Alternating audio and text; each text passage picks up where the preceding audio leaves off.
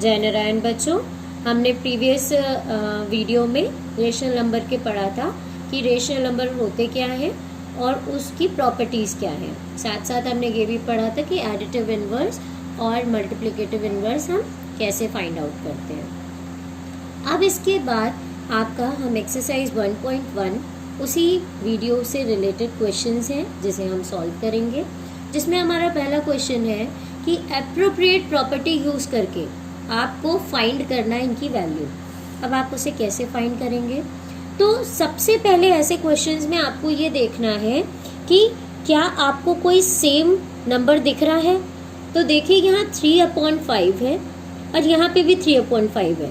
यदि अभी हम इसके साइंस को इग्नोर कर दें तो यहाँ पे हमें 3/5 सेम दिख रहा है, लेकिन ये जो 3/5 है ये अकेला नहीं है, ये कहीं ना कहीं -2/3 के साथ ये मल्टीप्लाई हो रहा है और ये वाला 3/5 1/6 के साथ मल्टीप्लाई हो रहा है। तो ऐसे केस में हमें क्या करना पड़ता है, थोड़ा शफल करना पड़ता है। हम सबसे पहले लिखेंगे -2/3 मल्टीप्लाइड बाय 3/5 और ये जो बीच में 5/2 है इसे हम अभी लास्ट में लिखेंगे। पहले हम इस वाले पेयर को, क्योंकि मल्टीप्लाई वाले नंबर को हम अलग नहीं छोड़ सकते, तो -3/5 मल्टीप्लाइड बाय 1/6 को हम पहले ले आए। अब अकेला कौन बचा? +5/2, क्योंकि इसके साथ कोई भी मल्टीप्लाई नहीं हो रहा था। अब आप देखिए तो इन चारों नंबर में ये जो 3/5 है वो हमें दो जगह दिख रहा है, उस 3/5 को हम बाहर निकाल लें। और ये हमने 3/5 बाहर निकाला कैसे? क्योंकि ये नंबर देखिए कि -2/3 के साथ भी मल्टीप्लाई हो रहा है 3/5 और इधर 1/6 के साथ भी 3/5 मल्टीप्लाई हो रहा है। तो हमने इस 3/5 को कॉमन निकाल लिया, मल्टीप्लाई का साइन लगाया, लगाने के बाद ब्रैकेट में अब यदि यहाँ से 3/5 चला गया तो बचा कौन? -2/3। यहाँ से 3/5 चला गया तो बचा कौन? 1/6। लेकिन इस 3/5 के सामने एक साइन है, तो वो साइन -1/6 अपने पास ले लेगा। ठीक है, अब आप याद करिए ये प्रॉपर्टी हमने कहीं पढ़ी थी, ये डिस्ट्रीब्यूटिव प्रॉपर्टी थी जो कहती थी कि यदि इस तरीके से दिया गया है तो हम इसको दिस मल्टीप्लाइड बाय दिस यानी दिस मल्टीप्लाइड बाय दिस लिख सकते हैं और फिर ये मल्टीप्लाई बाय ये, बीच में साइन किसका लगेगा? माइनस का, और this multiplied by this multiplied by this हो रहा है। तो ये कौन सी प्रॉपर्टी यहाँ पे हम यूज कर रहे हैं? Distributive property of multiplication over subtraction. हमने यहाँ पे ये प्रॉपर्टी का इस्तेमाल किया। अब आ जाइए +5/2, हमने कॉपी कर लिया। अब हम पहले ब्रैकेट सॉल्व करेंगे, तो 3/5 इंटू -2/3। अब ये जो हमारा 3 और 6 है, हम इनका क्या लेंगे? एलसीएम लेंगे। सो 3 और 6 का एलसीएम आया 6। इस 3 को हमें 6 बनाना है, हमने इंटू 2 किया, -1/6 कॉपी किया, ये एज इट इज उतार दिया। अब हमने 3/5 इंटू ब्रैकेट में क्या लिखा? -4/6 -1/6 +5/2। अब हमने 3/5 इंटू, क्योंकि 6 सेम हो गया तो -4 और -1 +5/2। नेक्स्ट 3/5 इंटू माइनस क्या होता है? प्लस, और बड़े नंबर का साइन। यहाँ पे कौन वर्क किया? इंटीजर, जैसे हम लोग इंटीजर सॉल्व करते हैं, +5/2। अब आप देखिए इन दोनों के बीच में मल्टीप्लाई का साइन है, तो मल्टीप्लाई का साइन मतलब हम इसे मल्टीप्लाई करेंगे तो हमारा हो गया कि ये 5 3 ज़ा 15 -15 अपॉन 5 6 ज़ा 30 +5/2। अब अगेन ये दोनों हमें प्लस करने हैं, तो हमने क्या किया? हमने इनको सेम बनाया। तो ये तो 30 है और 30 और 2 का एलसीएम क्या होगा? 30। तो इस 2 को हम 30 कैसे बनाएं?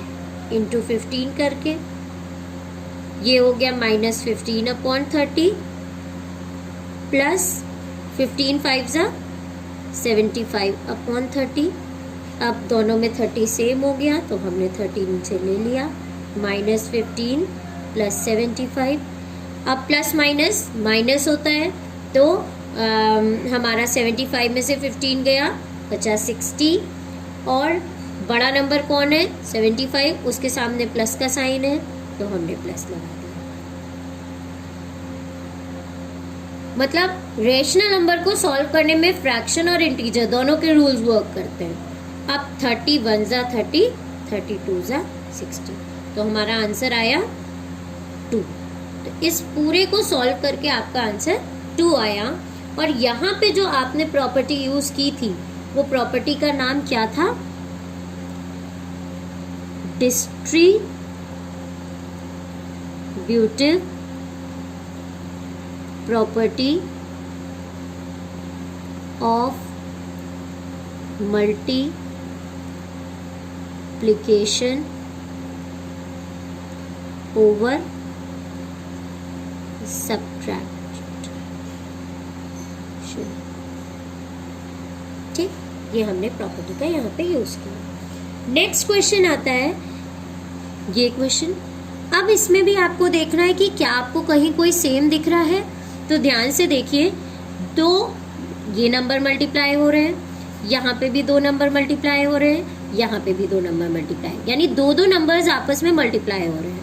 लेकिन यदि हम ध्यान दें तो सिर्फ हमें 2 ही ऐसे पेयर दिख रहे हैं जिनमें कि सेम नंबर आ रहा है। पहला ये वाला पेयर जिसमें 2/5 है और दूसरा ये पेयर जिसमें 2/5 है। हम इन्हें साथ कर लेंगे। हमने किया 2/5 इंटू -3/7,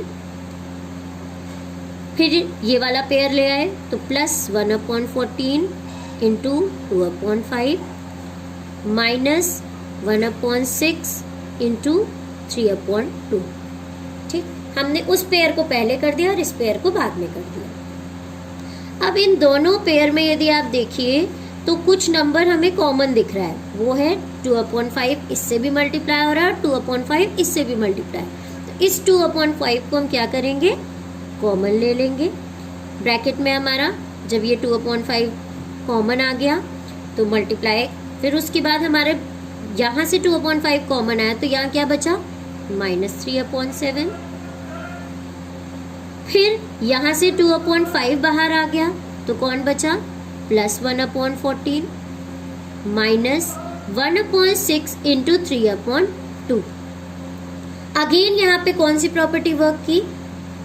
ये इसके साथ भी मल्टीप्लाई हो रहा है और ये इसके साथ भी मल्टीप्लाई हो रहा है और बीच में प्लस का साइन, यानी distributive property of multiplication over subtraction.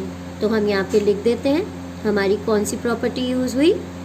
Distributive property of multiplication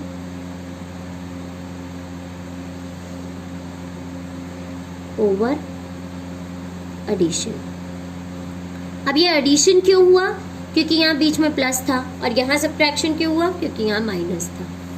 अब आप क्या करेंगे?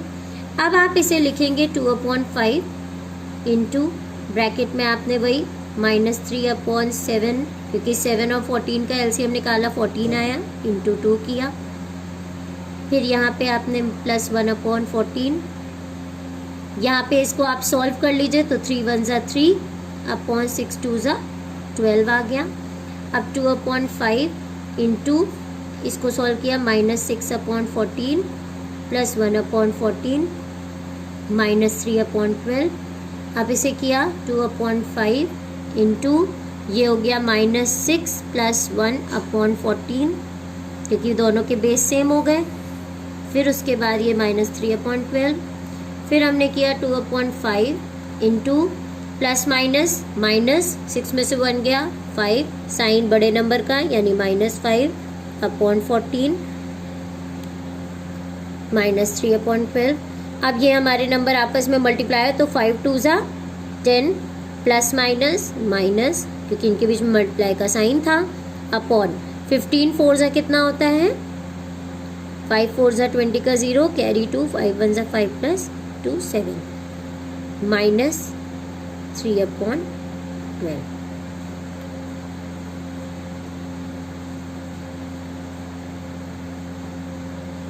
अब उसके बाद आप देखिए कि क्या ये कट सकते हैं, तो ऊपर ऊपर तो आराम से कट सकते हैं। ये हमारा कट गया, तो ये हो गया 1 माइनस 1/7 माइनस 3/12।